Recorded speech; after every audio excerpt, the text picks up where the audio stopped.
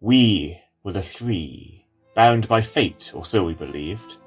2 fool boys and a whimsical girl, raised 2 squires and a scout, and 'gainst the world we would contend all our days. Yes, so we believed. Dreams of glory come easy when you're a child, and it's almost as easy to be a friend. But childhood must find its fated end, and friends we soon were in prime youth's wretched style. Fool boys turned fool men.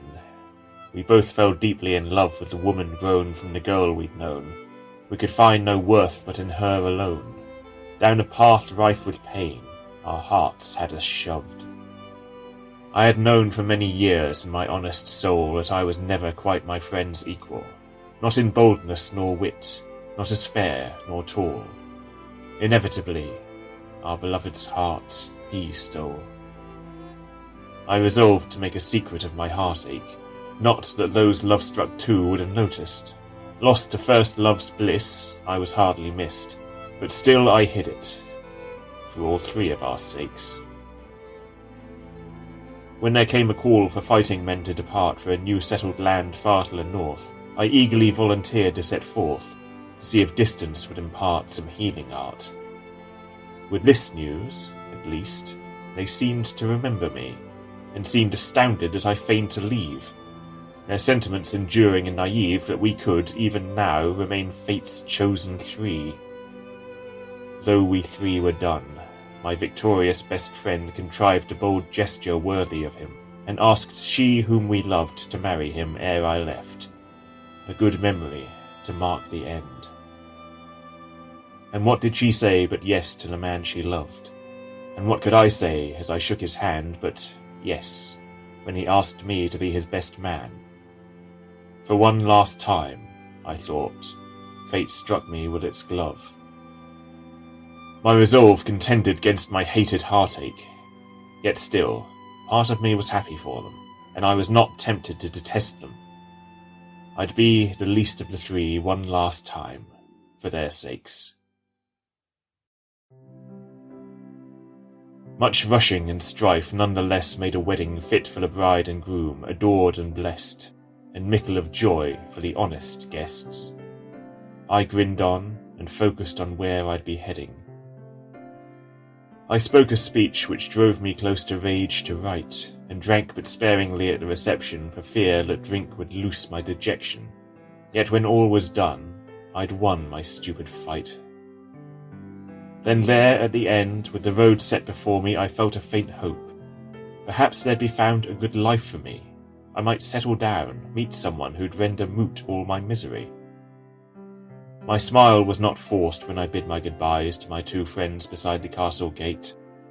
I had a life to claim and need not wait any more, so off to the north I went to bide. The journey was marked by hardships, rain and boredom, yet at last we came to a half-built keep in a fledgling village, and I did leap into my work, for community and kingdom.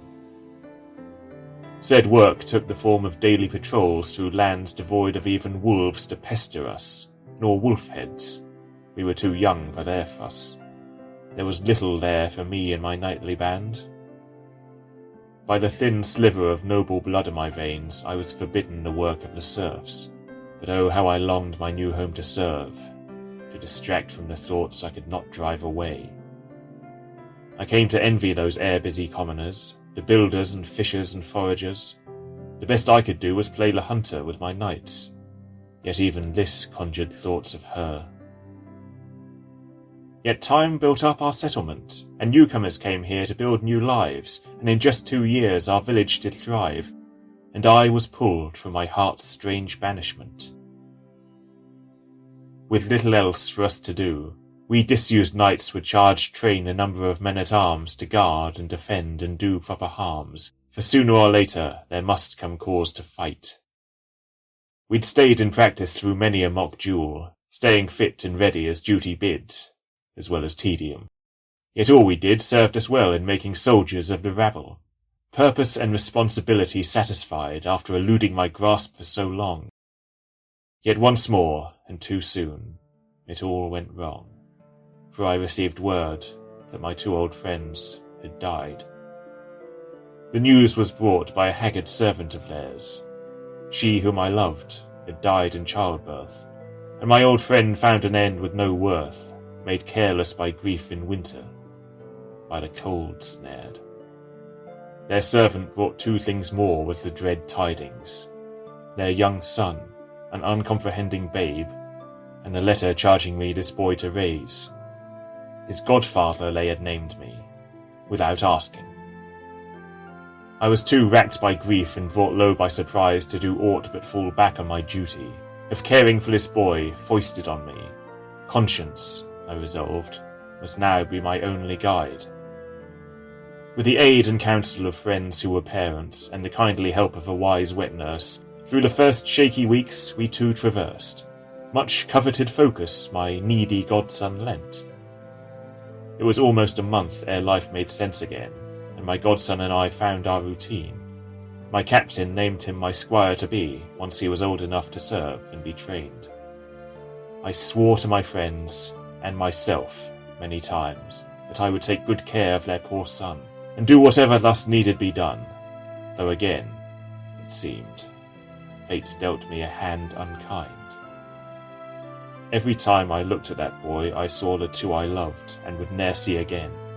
His innocent face brought nothing but pain, which for all I'd endured was heartless fate's reward.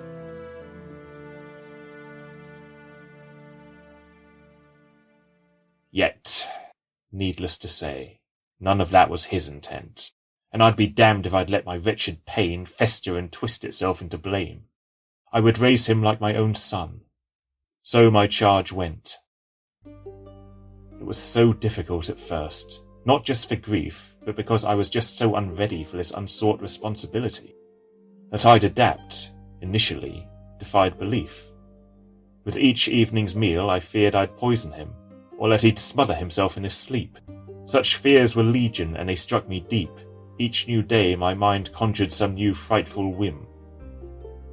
For all my worrying, however, the boy lived, and became a fine, stout lad in my care. Our griefs we left in the past, scorned and snared, and fate's dread hand I long ago chose to forgive.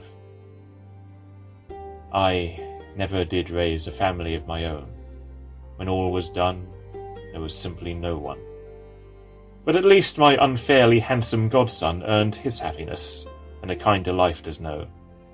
He was his bold, brazen father's son through and through, and dreamed throughout his youth of his knighthood, and glory to come as youth judged it should, and I deigned not wake him through all the days he grew.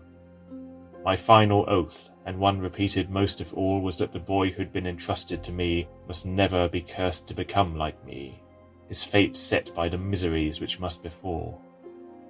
So I raised him to know, as his parents once had, that he was strong enough to stand steadfast against every challenge the world would cast.